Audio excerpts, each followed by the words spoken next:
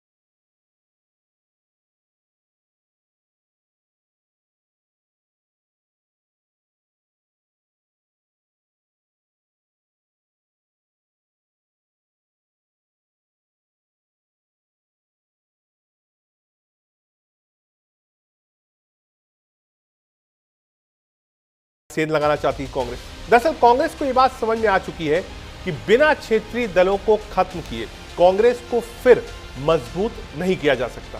आज कांग्रेस के core voters के बल पर ही क्षेत्रीय राजनीतिक दल मजबूत बने हुए हैं। क्या कांग्रेस महागठबंधन में अपने सहयोगी राष्ट्रीय जनता दल के नेता तेजस्वी यादव को उसी तरह किनारे करेगी? आने वाले विधानसभा चुनाव में ऐसा होना मुमकिन नहीं दिख रहा, क्योंकि कांग्रेस की ना तो तैयारी है और ना ही आगे की रणनीति। हां, वो तेजस्वी यादव के वोट बैंक को कांग्रेस ये जरूर एहसास कराना चाहती है कि उसकी असली शुभचिंतक राहुल गांधी है। बिहार में आरजेडी का वोट बैंक मुख्य रूप से कांग्रेस वाला ही है। बिहार में आरजेडी को कमजोर किए बिना कांग्रेस कभी भी यहां मजबूत नहीं बन सकती। तेजस्वी यादव आरजेडी के नेता और महागठबंधन के चेहरा हैं, जो कांग्रेस, सीपीआई, एमएल और अन्य वाम दलों के साथ मिलकर एनडीए को चुनौती दे रहे हैं। लेकिन सीट बंटवारे पर तनाव साफ दिखता है। लोकसभा चुनाव में मिली सफलता को मापदंड माने तो बिहार में कांग्रेस और आरजेडी आज की तारीख में बराबरी पर है। बिहार में 2024 लोकसभा में कांग्रेस ने 9 में से 3 सीट जीती थी, जबकि आरजेडी पर 4 पर सिमटी थी। अगर पप्पू यादव की सीट मिला लें तो कांग्रेस और आरजेडी ने बराबर सीटें हासिल की। क्या कुछ कहा राहुल गांधी, सुनाते हैं। हम इस संविधान को मानते हैं और इस संविधान में लिखा है कि हर व्यक्ति को इस देश की प्रगति में भागीदारी मिलनी चाहिए, चाहे वो किसी भी जात का हो, चाहे वो किसी भी धर्म का हो, स्त्री हो, पुरुष हो। इस संविधान में लिखा हुआ है। बीजेपी संविधान को खत्म कर रही है। मैंने हाइड्रोजन बॉम्ब की बात करी है, वो आएगा, ठहर जाइए, वो आ रहा है, वो आएगा। और फिर आपको बीजेपी की जो सच्चाई है, जो इन्होंने पूरे देश में किया है, बिहार में करने की कोशिश कर रहे थे और बिहार के युवा ने इनको रोक दिया है, उसकी सच्चाई आप सबको पता लग जाएगा। कुछ दिन पहले हमने सबने मिलकर बिहार में वोटर अधिकार यात्रा चलाई थी।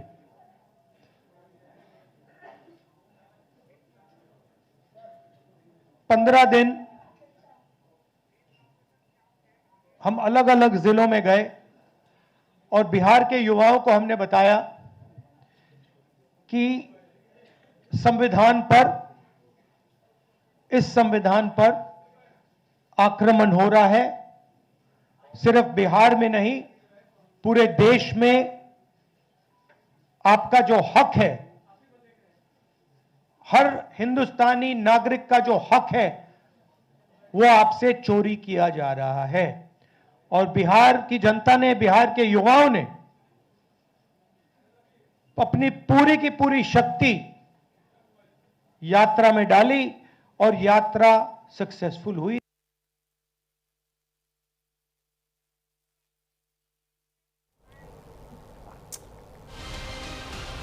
आज पटना में ही कांग्रेस वर्किंग कमेटी की बैठक हुई।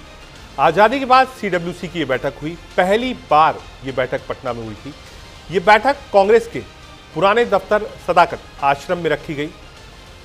बैठक में मल्लिकार्जुन खड़गे, राहुल गांधी, प्रियंका गांधी समेत 170 से ज्यादा नेता शामिल हुए थे। चर्चा का मुख्य विषय था बिहार चुनाव 2025 की रणनीति, सीटों के बंटवारे और महागठबंधन के तालमेल पर बात हुई। कांग्रेस ने वोटिंग प्रक्रिया में गड़बड़ी की आशंका जताई। पार्टी ने यह भी कहा कि बैठक सिर्फ चुनाव नहीं, देश के मुद्दों पर भी है। सोनिया गांधी निजी कारणों के कारण बैठक में नहीं आई। कांग्रेस ने कहा बदलाव की शुरुआत बिहार से होगी। बैठक से पहले कुछ पोस्टर बैनर हटाए गए, जिस पर विवाद भी हुआ। कांग्रेस ने साफ कहा कि बिहार हमारे लिए बहुत जरूरी है। क्या कुछ कहा कांग्रेस अध्यक्ष मल्लिकार्जुन खड़गे ने, और उसके जवाब में क्या कुछ कहा बीजेपी नेता रविशंकर प्रसाद ने? पटना में कांग्रेस की राष्ट्रीय कार्यकारिणी की बैठक है,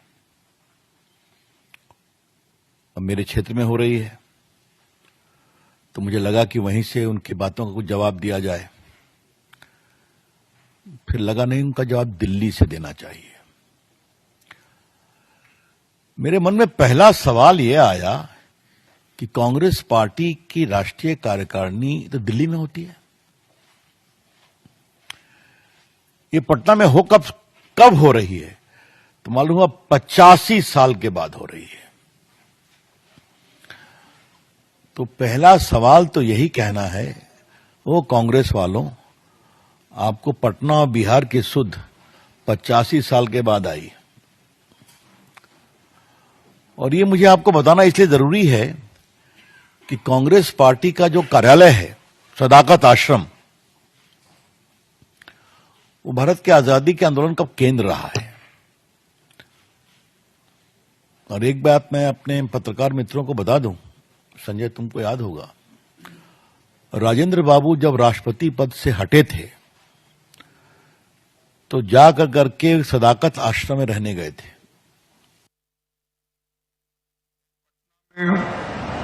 हो रही सीडब्ल्यूसी की ये बैठक बेहद महत्वपूर्ण है। हम ऐसे समय में मिल रहे हैं जबकि अंतर्राष्ट्रीय और राष्ट्रीय दोनों स्तरों पर भारत एक बेहद चुनौतीपूर्ण और चिंताजनक दौर से गुजर रहा है। अंतर्राष्ट्रीय स्तर पर हमारी मुसीबतें नरेंद्र मोदी और उनकी सरकार की नाकामी और कूटनीतिक विफलता का नतीजा है। प्रधानमंत्री जिनको मेरे दोस्त बताकर ढिंढोरा पीटते हैं, वही दोस्त आज भारत को अनेकों संकटों में डाल रहा है। अब आपको बताते हैं कांग्रेस वर्किंग कमेटी की पटना बैठक अहम क्यों है। बिहार में इसी साल विधानसभा चुनाव है। महागठबंधन में कांग्रेस 70 सीट चाहती है। 2020 में कांग्रेस 70 सीट पर लड़ी थी, 19 जीती थी। आरजेडी कांग्रेस 70 सीट नहीं देना चाहती। बैठक के जरिए आरजेडी पर क्या दबाव की रणनीति है? क्या कुछ कहा सचिन पायलट ने और संबित पात्रा ने, सुना था। बड़ा आश्चर्य हुआ, राहुल गांधी कह रहे थे कि देख रहे हैं ना यूपी में क्या हो रहा है, जात की आधार पे आपको प्रोटेस्ट करने नहीं दिया जाएगा यूपी में। मुझे तो समझ में नहीं आ रहा है, पिताजी आपके कास्टलेस सोसाइटी चाहते हैं और आप यहां कह रहे हैं जात के आधार पर प्रोटेस्ट होने चाहिए। देश में प्रोटेस्ट क्यों होने चाहिए? अगर देश में संविधान के राज के अंतर्गत गरीबों को अपना हक मिल रहा है, तो इस प्रकार से जो भड़काने वाले बयान आप राहुल गांधी दे रहे हैं, कभी हाइड्रोजन बॉम्ब और आज यूरेनियम बॉम्ब भी जुड़ गया है, मुझे लगता है इस प्रकार के बयानों से उन्हें बचना चाहिए। और कोशिश चाहे कितनी भी कर ले, नेपो किड्स ही रहेंगे। कोई भी जनरेशन उन्हें पसंद नहीं करेगा। पहली बात तो बिहार की भूमि ऐतिहासिक है, यहाँ के लोगों का योगदान जो रहा इस देश के इतिहास में, इस देश के राजनीति में, इस देश के समाज सुधार में, वो उसको कोई झुठला नहीं सकता। और कांग्रेस पार्टी की जड़ें बिहार में बहुत मजबूत हैं। अगर किसी को गलतफहमी है कि वो छल कपट से, दुष्प्रचार से लोगों को बांटकर वोट लेकर बार बार सत्ता में आएंगे, तो वो गलतफहमी निकाल दें। महागठबंधन मजबूती से चुनाव लड़ रहा है और इस बार बिहार के लोग बदलाव चाहते हैं, बदलाव होकर रहेगा। अब आपको बता रहे हैं बिहार में कांग्रेस का प्रदर्शन। 2020 विधानसभा चुनाव की अगर बात करें, सीट लगभग 19 आई थी, वोट प्रतिशत 10.25% था। 2024 की बात करें तो लोकसभा चुनाव में सीट 3 थी, वोट प्रतिशत लगभग 10.5% था। यानी बहुत ज्यादा अंतर वोट परसेंट में नहीं पड़ा था। यह हम आपको चुनाव और वोट परसेंट कितना मिला था ये बता रहे हैं। अब आपको बताते हैं कि राहुल का बिहार कूच कब कब कौन कौन से दौरे थे, ये आपको बता रहे हैं। 18 जनवरी, 5 फरवरी, 7 अप्रैल, 15 मई, 6 जून, 9 जुलाई, 17 अगस्त और 1 सितंबर। ये 17 से 1 सितंबर तक वोटर अधिकार यात्रा थी। साथ ही साथ 3 से 6 बड़ी रैलियां राहुल गांधी ने करी। 2024 लोकसभा चुनाव में जो परसेंट था वो आपको बता रहे थे। एक बार मैं पीसीआर से कहूंगा, जो राहुल के दौरे हैं पूरी सीट से, एक बार वो ग्राफिक्स दिखाएं स्क्रीन पर। ये हम आपको वोट परसेंट तेज दिखा रहे हैं, जो वोट परसेंट पिछले विधानसभा में और लोकसभा में कांग्रेस पार्टी को मिला था। कांग्रेस पार्टी जी जान से बिहार में लगी है। कहां कहां राहुल गांधी गए ये हम आपको बता रहे हैं। 17 अगस्त से 1 सितंबर तक राहुल का बिहार कूच था। 18 जनवरी और 5 फरवरी को रैली करी थी।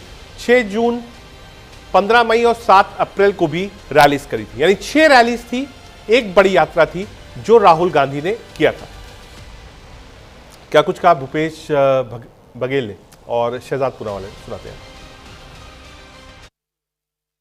पर पब्लिक प्रेशर के आधार पर, प्रोपेगेंडा के आधार पर एक ट्रस्ट डेफिसिट क्रिएट करना भारत की चुनावी प्रणाली के खिलाफ, वही प्रणाली जिसकी पूरी दुनिया प्रशंसा करती है, जिसका डंका बजता है, उस पर शंका पैदा करना। और केवल भारत की इलेक्टोरल सिस्टम्स के खिलाफ नहीं, भारत की आर्म फोर्सेस के खिलाफ भी राहुल जी बोलते हैं तो सुप्रीम कोर्ट फटकार लगाती है।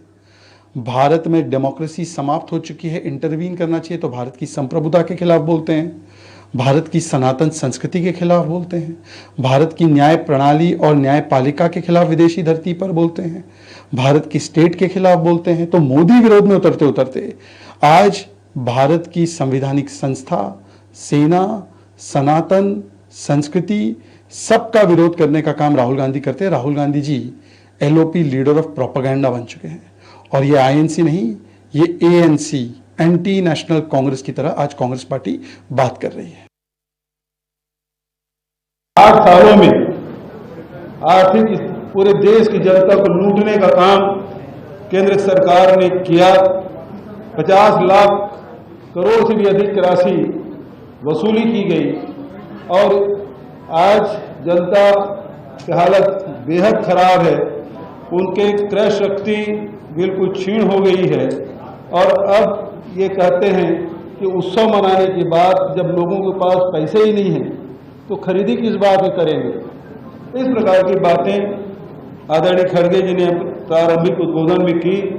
विदेश नीति के बारे में भी उन्होंने कहा कि आज हमारे पड़ोसी देश जितने भी हैं, चाहे वो श्रीलंका हो, बांग्लादेश हो, नेपाल हो, म्यांमार हो, जितने भी हमारे पड़ोसी देश हैं, उनका झुकाव चीन की तरफ हो गया है।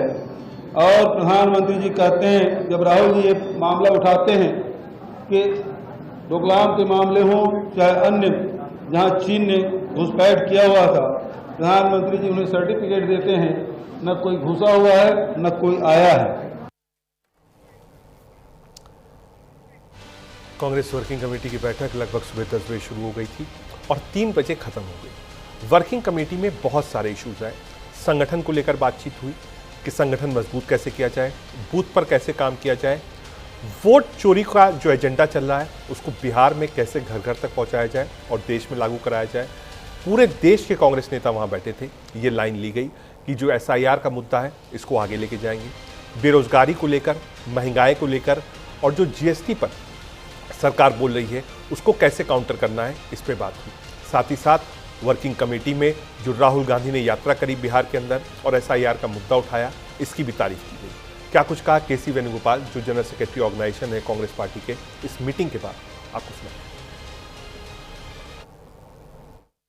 This office is emotionally connected to the entire Congress people in this country.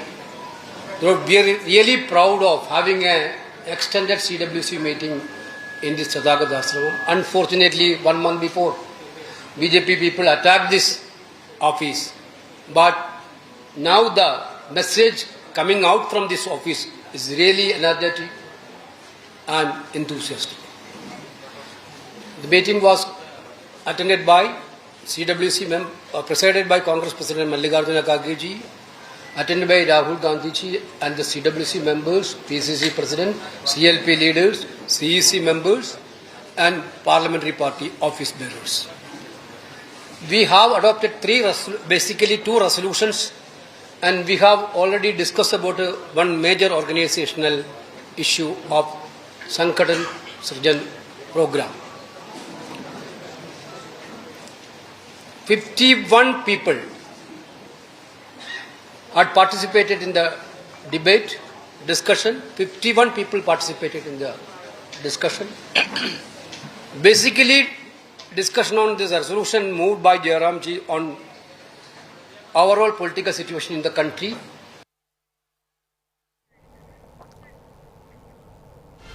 Bihar चुनाव के लिए पहले राहुल गांधी ने रैलीज करी, उसके बाद यात्रा निकाली। आज कांग्रेस वर्किंग कमेटी की बैठक। आगे कांग्रेस पार्टी क्या करेगी ये बताते हैं आपको। कांग्रेस बिहार में होने वाले विधानसभा चुनाव के लिए कमर कस रही है। पार्टी की नेता प्रियंका गांधी हर घर अधिकार रैली के साथ चुनाव प्रचार की शुरुआत करेंगी। ये रैली मोतिहारी में होगी। कांग्रेस इस बार 70 से ज्यादा सीटें मांग रही है। कांग्रेस पार्टी बिहार में अपनी पकड़ मजबूत करने के लिए पूरी तरह से तैयार है। प्रियंका गांधी मोतिहारी में रैली के साथ चुनावी बिगुल फूकेंगी। इस रैली का नाम हर घर अधिकार रैली रखा गया है।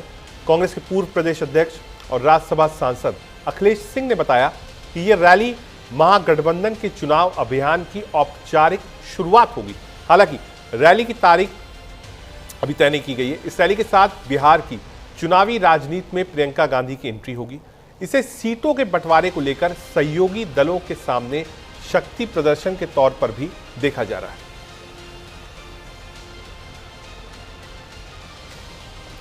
प्रियंका गांधी इसके पहले भी गई थी और जिस वक्त राहुल गांधी यात्रा निकाल रहे थे शामिल हुई थी। स्टार प्रचारक हैं और खास तौर से लगता है कांग्रेस पार्टी की जो महिला और यूथ वोटर्स हैं वो अट्रैक्ट होगा, वो कांग्रेस को एक सरप्लस स्विंग के रूप में मिल सकता है। आपको बता रहे हैं प्रियंका गांधी का जो दौरा है ये आपको बता रहे हैं मोतिहारी, चंपारण और जाएंगी। कब कब जाएंगी ये हम आपको ग्राफिक्स के चलते समझा रहे हैं कि कब कब प्रियंका गांधी जाएंगी। 2 दिन का दौरा है प्रियंका गांधी वाड्रा का और कांग्रेस एक के बाद एक अपने नेताओं को उतार रही है, प्रोग्राम चला रही है, क्योंकि कांग्रेस भी जानती है कि इस समय जो देश की सिचुएशन है पॉलिटिकली, उसमें कांग्रेस के लिए भी ये चुनाव जीतना बहुत जरूरी है।